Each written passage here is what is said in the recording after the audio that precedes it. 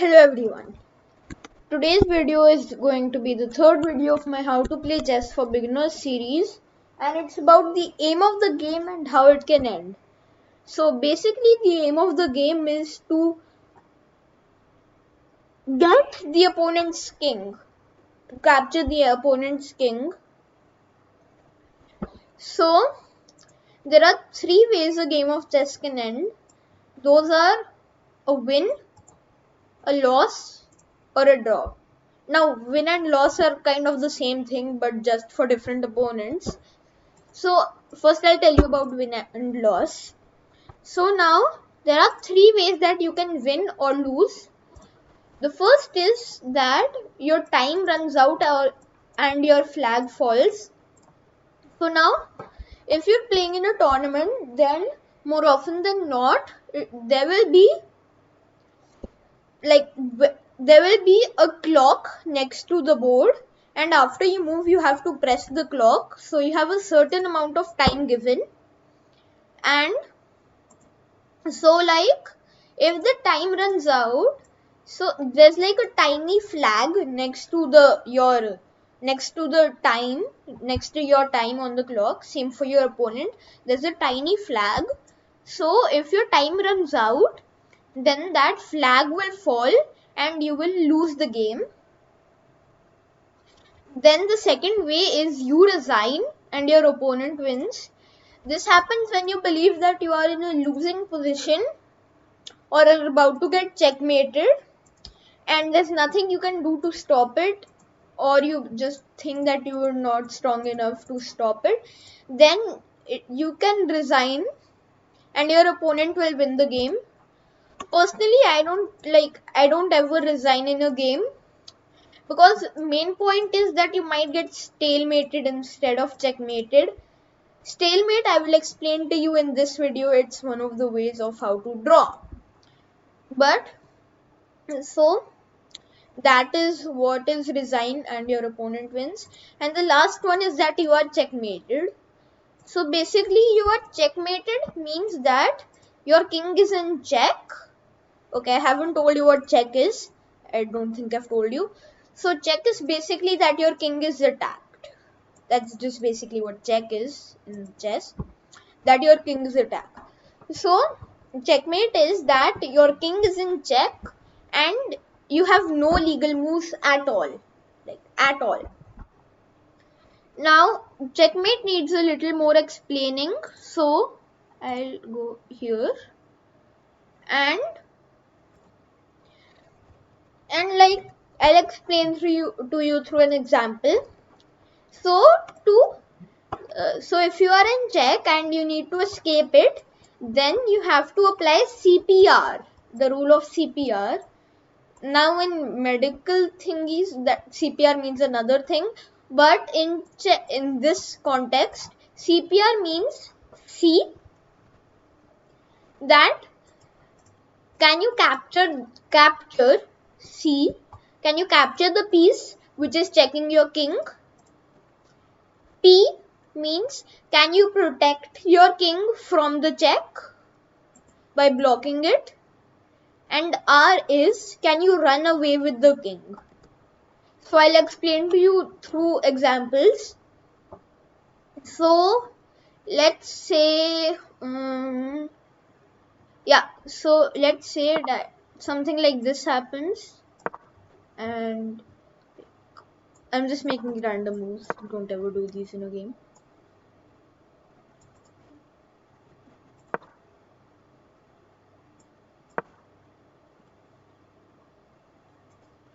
Sorry. Yeah, so here.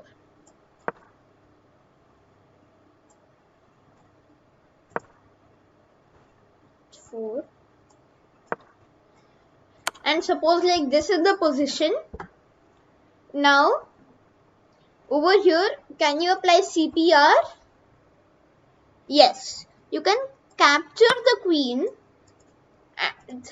because the queen is undefended. So you can capture the queen and it's no longer a check. It doesn't hurt that you're up a queen now either. Now let's see about protect. So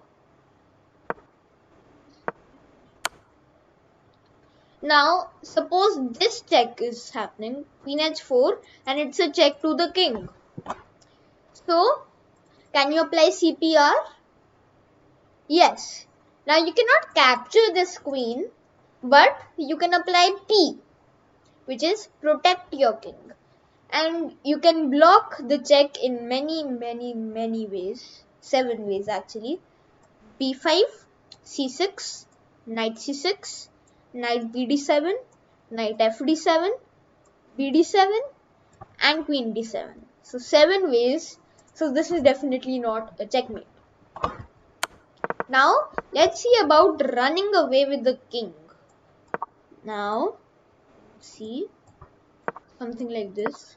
Again, don't do this in the game ever. And suppose you get checked like this, right? You are checked by the queen. Can you apply C? No, you cannot capture this queen. Can you apply P? No, you cannot block the check with any piece. But you can apply R, and that is running away with the king. And the king has one safe square, which is king D2. That's the only safe square for the king. Now I'll show you a fast checkmate. So let's see.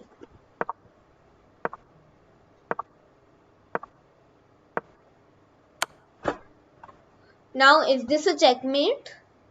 Let's see. Can black apply CPR? No, you cannot capture the queen as it is defended by the bishop. You cannot protect the king by blocking anything. Plus there's no squares in between the king and queen, so anyway you cannot block it at all. And can you apply R, running away with the king? No, because this square is taken away by the queen. The queen protects the square.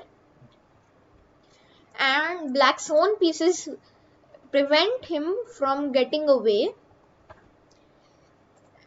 And it's a check. So this is a checkmate. So that tells you about how you can win or lose a game. Now I'll tell you about how you can draw. So basically a draw occurs when neither player wins or loses, so the game ends in a tie. Either of the two players can ask for a draw, and after the game is tied, each player wins half a point. Not one, not none, half. Draws are more common among higher rated players. So, but even if you're still a beginner or intermediate player, you should know all the drawing rules so that if you're ever playing a game, no one catches you by surprise. There are 5 types of draw according to FIDE rules. There are 5 different scenarios. In most cases, one player has to propose or claim a tie, but in some specific situations, an arbiter may decide to end the game and claim a draw. I'm going to tell you the types of draws now, like the different scenarios with some examples. So the first way I'm going to tell you, the first scenario is stalemate. Now, a draw by stalemate happens when the player who needs to move has no legal moves, and the important bit is that his or her king is not in check. Not. Because if it were in check, then it would be a mate. Checkmate, as we were saying before. For a stalemate to happen, the move that produced the position also has to be legal. So now over here it's white to move, and white is clearly winning. Actually it's going to be a mate in 3 moves. But white decides to restrict black's king even further, so he plays queen c7. And now it's a draw by stalemate. So you shouldn't have played queen c7 if you were white. Because this king is not in check, it's not a knight over here, so this king is not in check, and all 3 of these squares are taken away by the queen. that is a stalemate. Now I'm going to tell you with an example. So sometimes even grandmasters find creative ways to avoid losing by making use of the stalemate rule. You can see one example of this in the diagram that I'm going to show. So like this diagram. So in this was a position from an actual game between Garry Kasparov and Anatoly Karpov. He was white, Anatoly Karpov is white and Kasparov is black. So now it's white's move and he played knight g5 threatening mate on f7. So if black would have just done something random like this, then it would be a mate. Since the bishop protects this square, the knight protects this square, the king protects this square, and this knight delivers the final blow to the king. So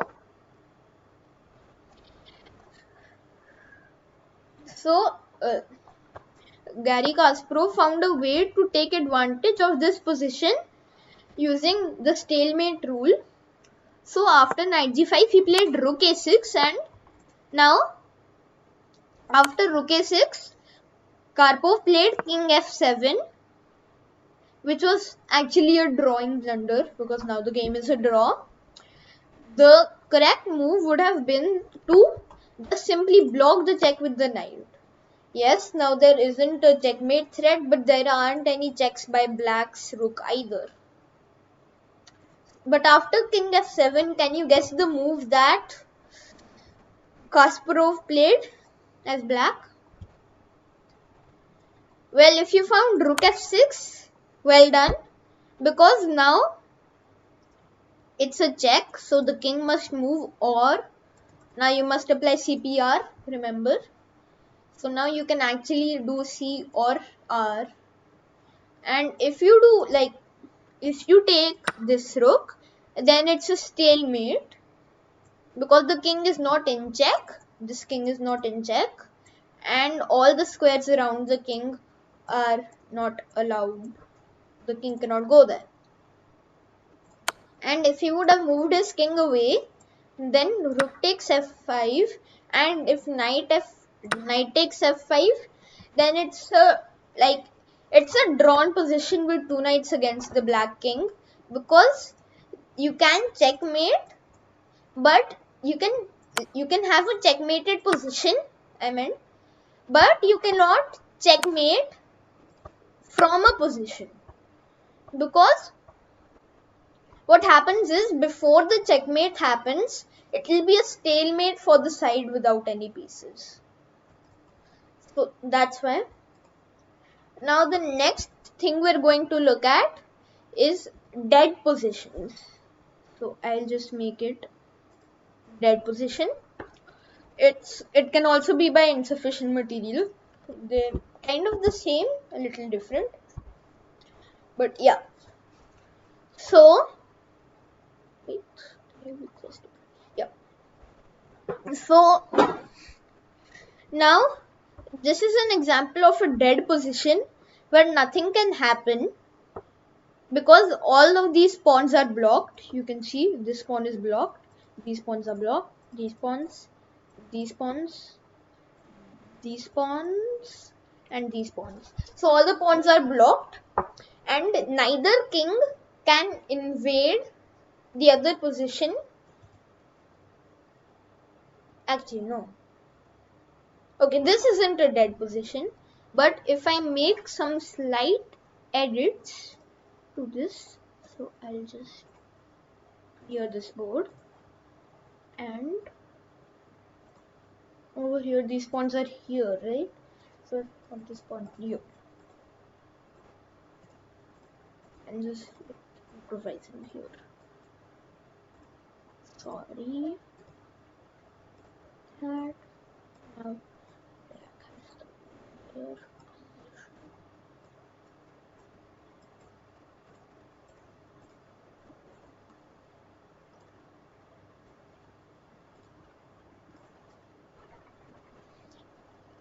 Yes. So this is a draw. Yeah. So this is a draw. Over here it's not a draw because you can invade, because white can invade black's territory with king g3 and king f4. But if black just puts his king on d6 and shuffles the squares, d6 and d6, then it's still a draw. So basically this is also a kind of a dead position, but so one side can blunder here. If over here there are no blunders, basically just none. So this is a dead position because white cannot capture any of these pawns. All the pawns are still blocked. White cannot capture any of the black pawns, and cannot because white cannot invade black's territory, since the only gaps are over here, and this square is the only gap for white over here, not f4. That's inaccessible at all.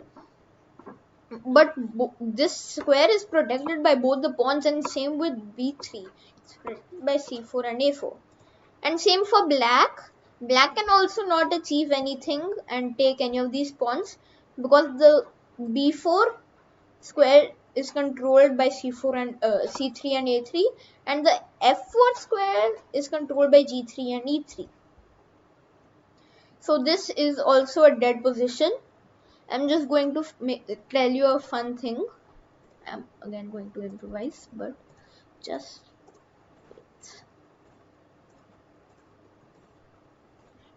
I'm just setting up a position here. So let's say this.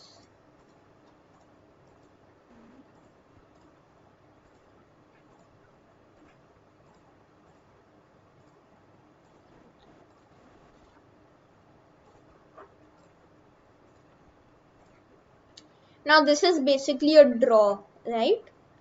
But the funny thing is that you can even put rooks and bishops. Like bishops are of, so like if you put a white bishop, a white colored bishop, then it has to be a light squared bishop. And if you're putting a black bishop, then dark square bishop, because otherwise one of them could capture any pawn and there would be some chance of breakthroughs. So now you can place a lot of rooks and bishops there, that, and then you can fill this whole half with bishops, whole thing, and it's still a draw now. And if you enter this in position into some sort of engine, then it will say that white is winning, he's got the rooks. But like if any rook goes to sacrifice itself, let's say up here on a3, so first thing I'm going to tell you before that is that these bishops cannot capture any of these black pawns still, these bishops cannot capture any of the white pawns still, and these rooks cannot capture any of the black pawns either. And even if white tries to sacrifice with something like rook a3, you don't have to accept it, you just like move your king, and still it's like you just like it, the position just repeats itself, there's nothing that can be done. So now insufficient material is a little different. These are dead positions that I just explained to you. Insufficient material is that you don't have enough material to checkmate the enemy king. Yeah, you don't have enough material to checkmate the enemy king. So insufficient material can be a king versus a king and a bishop versus a king and a knight versus a king, or a king and a bishop versus a king and a bishop of the same color. None of these positions can end in checkmate for either side. You can try to visualize them in your head or even on the board, but none of them can be a checkmate. So now, but like suppose that I'll just open a new analysis here. It's loading. Yeah.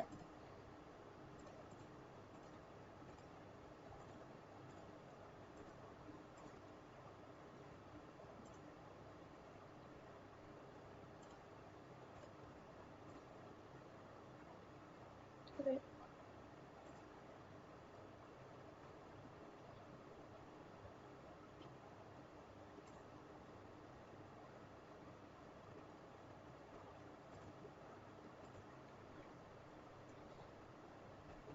Yeah. So suppose this is a position. Now, as silly as it may sound, black can checkmate white. Because like something like this maybe, and if the opponent plays this, then it's a mate. You blundered. White, why did you blunder? I'm mating you now. So now that is why now, so this was the position that had been reached in a game between Magnus Carlsen and Alireza Firouzja at the 2019 World Blitz Championship.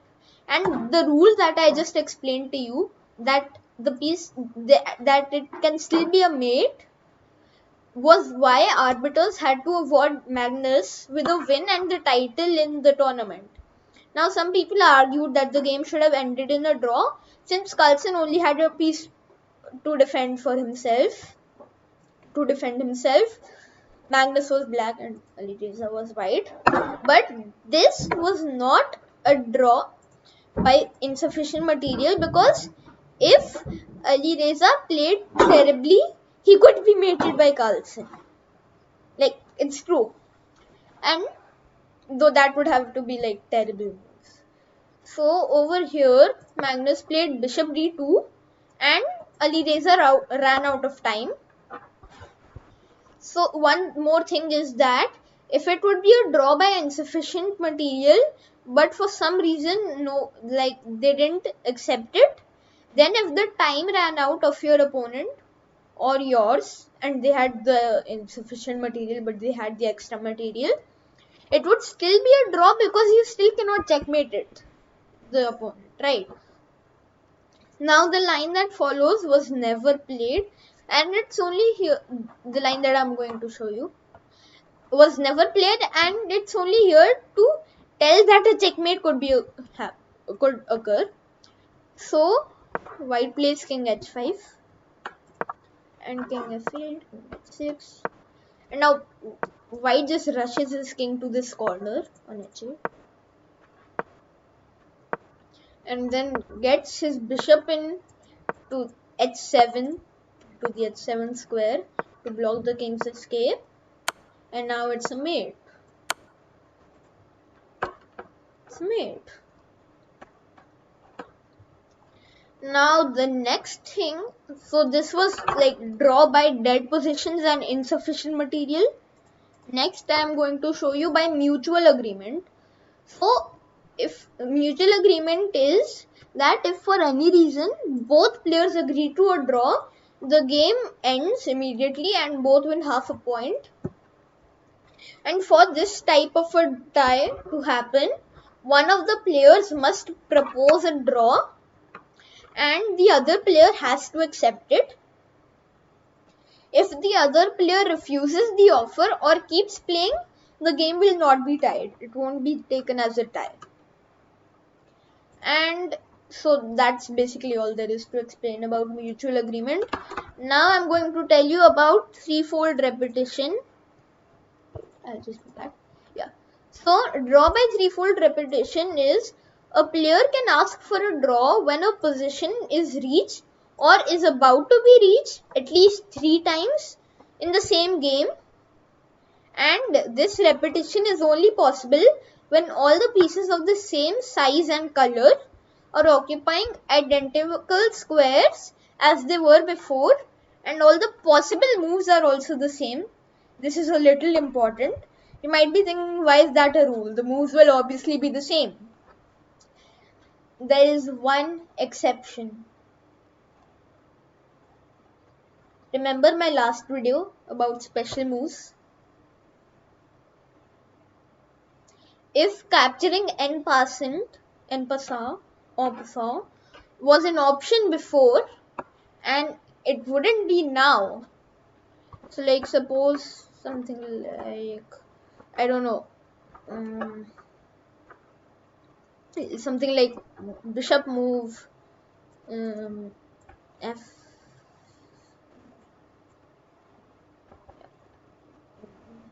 yeah, bishop moves and g3 and like pawn moves and e4 and pawn moves again and then f4, and then the moves were repeated, it would not be a draw. They would have to take it to the fourth time because capturing en passant was thingy. So I didn't even tell you what 3/4 repetition is. Yeah, so if capturing en passant was previously an option that is no longer available, this position is not considered a repetition. That's just basically summed up. When a threefold repetition occurs, the game need not have to end immediately. The game only ends in a draw if the player who has the move asks for a draw. Most commonly, threefold repetition. That time no one has to agree it because like already threefold repetition. So most commonly threefold repetitions happen when a player is losing and finds a perpetual check to save the game.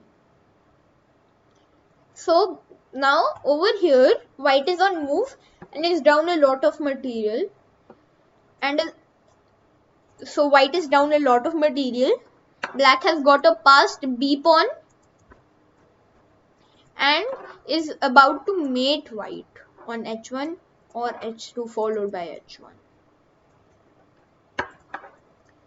So any move except for a check will be a mate in 1, and even if it's a check other than queen f7, it's still going to be a losing position because after queen c7 there is king g8, and if you check there, then I'll come up here, and then the only check we have is that, and my king just comes, it's just getting rescued. So queen f7 is the only way to draw the game, and king h8, queen f8, king h7, and they like it just keeps going. And now this is the third time it has been repeated. First time was here after queen f7, then king h8, queen f8, king over here, then again over here. And the last is the 50 move rule. So it says that if both players make 50 consecutive moves without capturing any pieces or moving any pawns, any player can ask for a draw if it is their turn to play. This rule exists to prevent games from prolonging like too much when neither player is making any progress. To make good use of this kind of draw, you need to learn the basic checkmating patterns. So like if you don't know how to checkmate with a bishop and a knight against a lone king, so like that's very hard, and many people cannot do that due to the 50 move rule. They're not able to do that because of the 50 move rule. Yeah, there was even a game in the women's Grand Prix, I think in 2017, where white had a bishop and a knight against the lone king and wasn't able to checkmate in 50 moves. So this is like a very important, you should practice your checkmating patterns. So nothing is worse than having enough pieces to checkmate your opponent but not being able to do so. You don't know how to do it. So well, I guess that's all for this video. And so these are the ways that a game can end, and that is the aim of the game. Remember CPR, and bye.